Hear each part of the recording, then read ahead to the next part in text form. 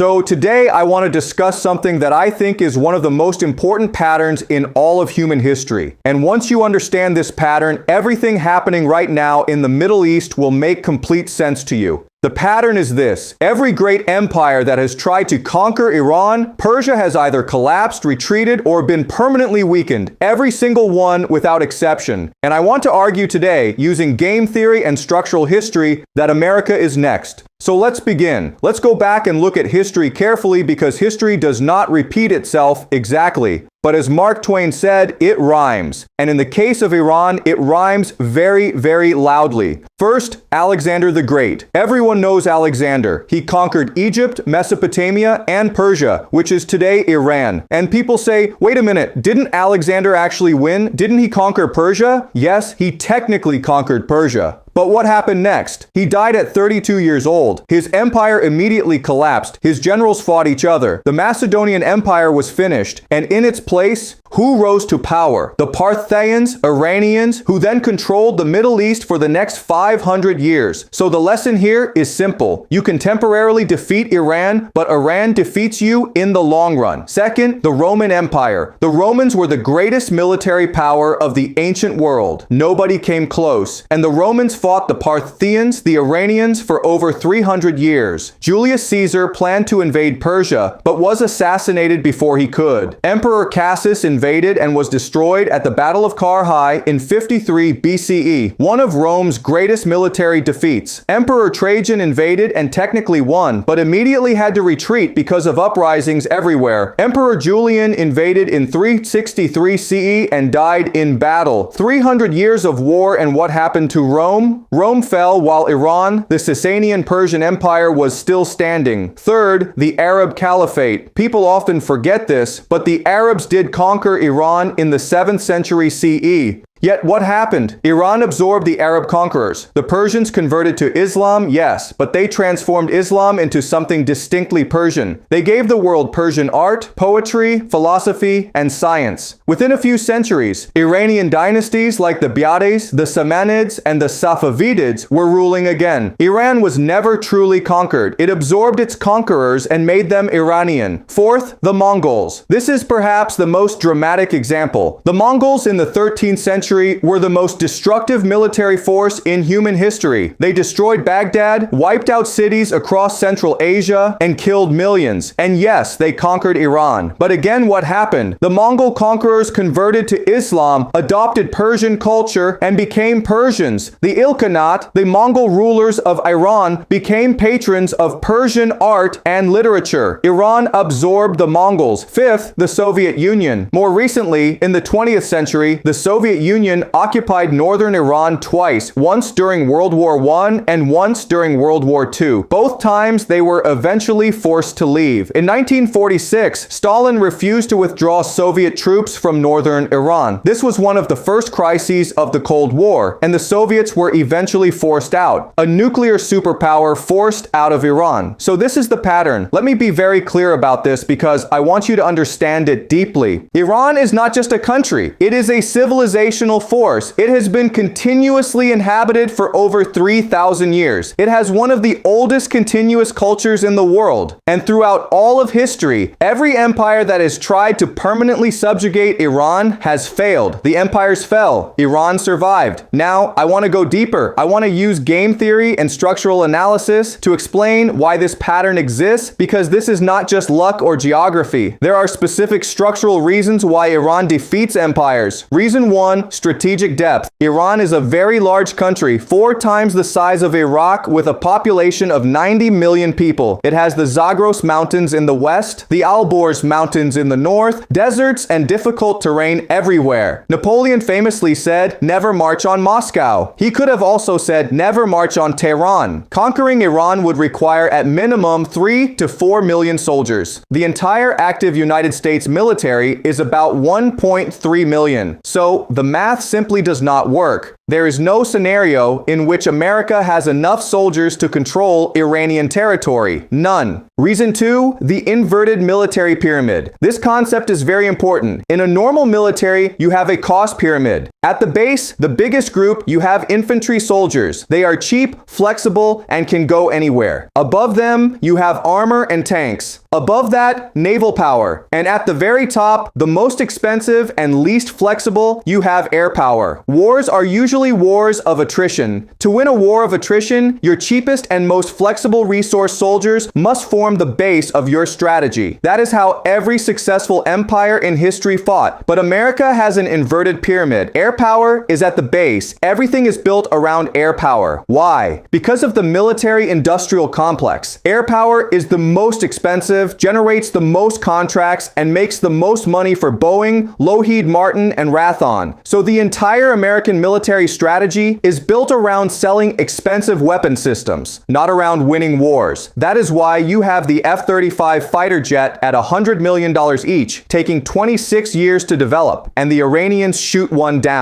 That is why you have the Gerald Ford aircraft carrier at $13 billion, and it has to run away from the Persian Gulf 3 weeks after arriving. That is why you have the Patriot missile system. Billions of dollars and cheap Iranian drones fly right past it. The American military is not designed to win wars. It is designed to generate profit for the military-industrial complex against Iran. This is catastrophic. Reason 3, asymmetric cost exchange. This is perhaps the most devastating strategic reality facing America right now. I want you to really understand this because this is how Iran destroys empires today. Not with swords or horses, but with mathematics. Consider this. One Iranian drone costs $50,000. One American interceptor missile costs between $3 million and $10 million depending on the system. So every time Iran launches one drone and America tries to shoot it down, America spends at minimum 60 times more money than Iran. 60 times. Now Iran does not shoot one drone. Iran shoots hundreds of drones simultaneously, overwhelming American air defenses. We saw a single Iranian ballistic missile being targeted by 11 different American interceptors. All 11 missed. That is tens of millions of dollars in American ordnance gone to stop one missile. America is racing to accomplish its mission before it runs out of interceptors. Let me say that again. The most powerful military in human history is racing against the clock before it runs out of weapons. That is the reality of this war, and this is ancient Persian strategy. You do not fight the empire head-on, you bleed it slowly, you drain its resources, you exhaust its will. This is what the Parthians did to Rome for 300 years. This is what the Iranians are doing to America today. Reason 4, the will to fight. This brings us to perhaps the most important strategic factor of all. I want you to understand something about Iranian civilization. This is not just a government fighting a war. This is a civilization that has been fighting for its survival for 3,000 years. In Iranian eschatology, in their religious understanding, this war against America and Israel is literally a war against the great Satan. This is existential. This is sacred. In any war, you need 3 things: unity, capacity, and determination. Iran has all 3. What about America? Only 40% of Americans support this war. The administration is asking for a $20 billion war budget from a Congress that is deeply divided. The Pentagon is afraid to report casualties because of political backlash. American soldiers are dying and the government is hiding the numbers. The contrast could not be more stark. On one side, you have a civilization that has been preparing for this war for 20 years, studying American tactics, building drone factories, mapping every American base in the Middle East. On the other side, you have an administration that had no plan beyond the initial bombing and assumed Iran would simply surrender. They did not expect Iran to fight back. That is the level of hubris, of arrogance that we are dealing with. Now, I want to discuss something very important. War is not just fought on the battlefield. War is fought across 4 dimensions: the military dimension, the economic dimension, the political dimension, and the narrative dimension. Here is the key insight. America is trying to make the political, economic, and narrative dimensions conform to its military strategy. Iran is using its military strategy to shape the political, economic, and narrative dimensions. These are completely opposite approaches, and Iran's approach is far more sophisticated. America's strategy is simple: bomb Iran into submission, force a surrender, install a friendly government, control the oil. That is the entire plan. To make this work, America needs the economy to stay stable, allies to stay loyal, and the media to stay supportive. But what is actually happening? The economy is being disrupted. Oil prices are threatening to go above $100 a barrel. Larry Fink, the head of BlackRock CK, the largest asset management company in the world, the man who controls trillions of dollars, went on the BBC and said, paraphrasing, that if Iran maintains control of the Strait of Hormuz, we could see a $150 oil for years. That means global recession. The head of the world's largest investment firm is on the BBC warning about recession because of this war. That is not a stable economy supporting military strategy. That is an economy being held hostage by Iranian military strategy. Iran's strategy is completely different. Iran's military moves are calibrated to achieve economic, political, and narrative goals simultaneously. They control the Strait of Hormuz, but strategically, Chinese ships pass freely because China is Iran's main oil buyer. Friendly nations like Qatar and Oman are accommodated. This is not random aggression.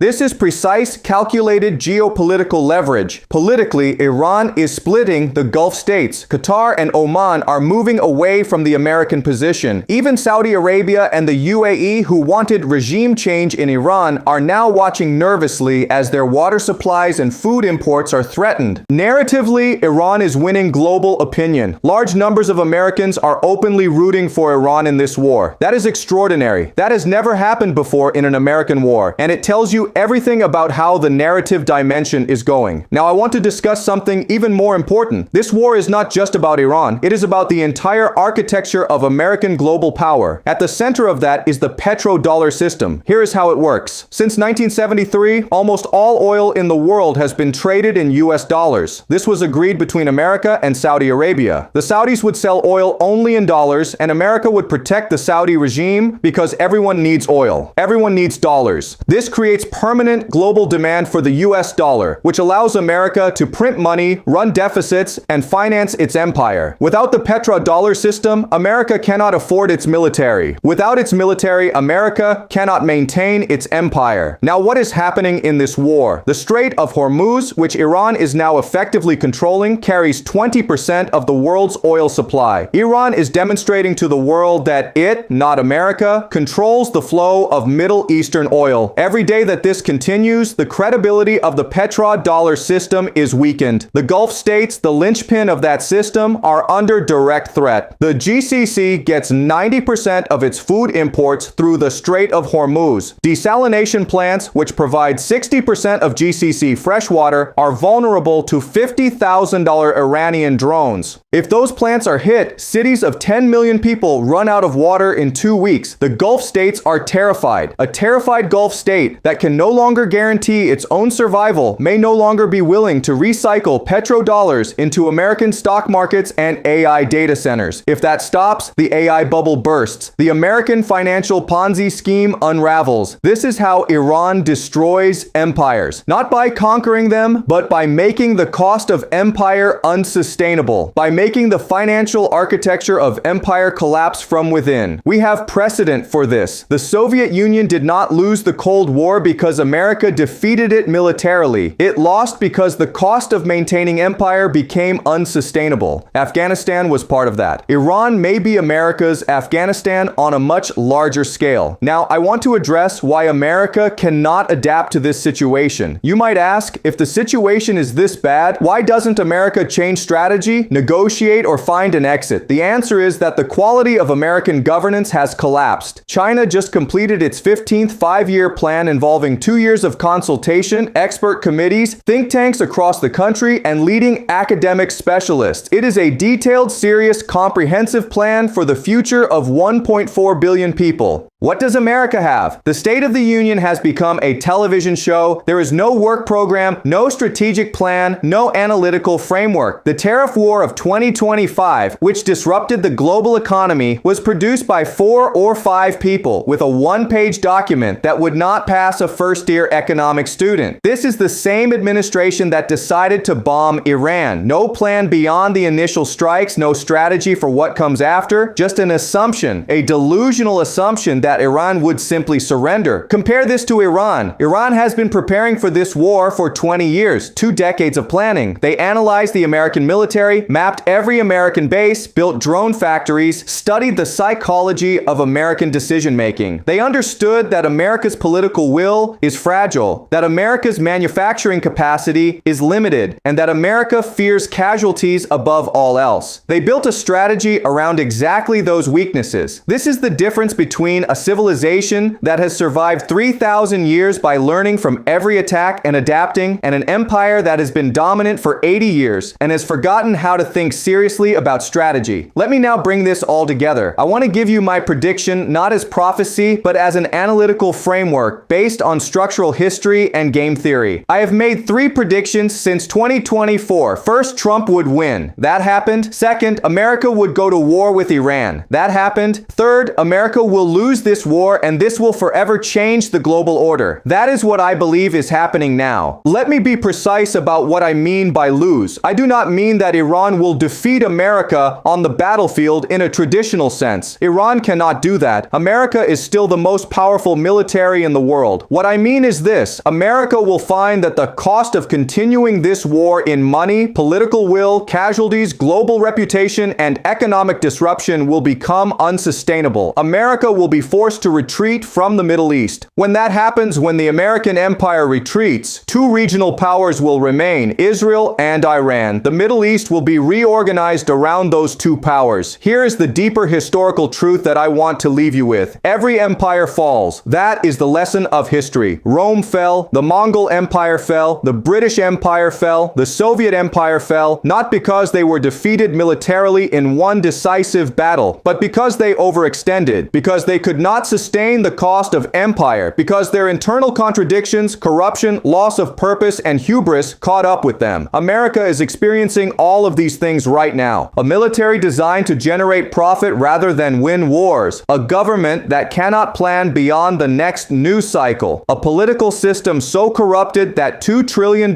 disappears from the Pentagon budget and nobody is held accountable. A financial system so fragile that it depends on Gulf state petrodollars recycled into a stock market bubble. And Iran, ancient Persia, is simply doing what it has always done. It is waiting. It is bleeding the empire slowly. It is being patient because Iran has time. Iran has always had time. Iran has survived every empire that has ever attacked it, and it will survive this one too. Alexander the Great came to Persia, and his empire died with him. Rome fought Persia for 300 years and fell. The Mongols conquered Persia and became Persian. The Soviets occupied Iran and were forced out, and now America. The graveyard of empires is not Afghanistan. The graveyard of empires, the original, the oldest, the most patient, is Iran. That is my analysis for today. This is not prophecy. This is structural history combined with game theory. I want you to keep your minds open. I want you to question everything I have said. I want you to look at the evidence and think for yourself. That is what predictive history means.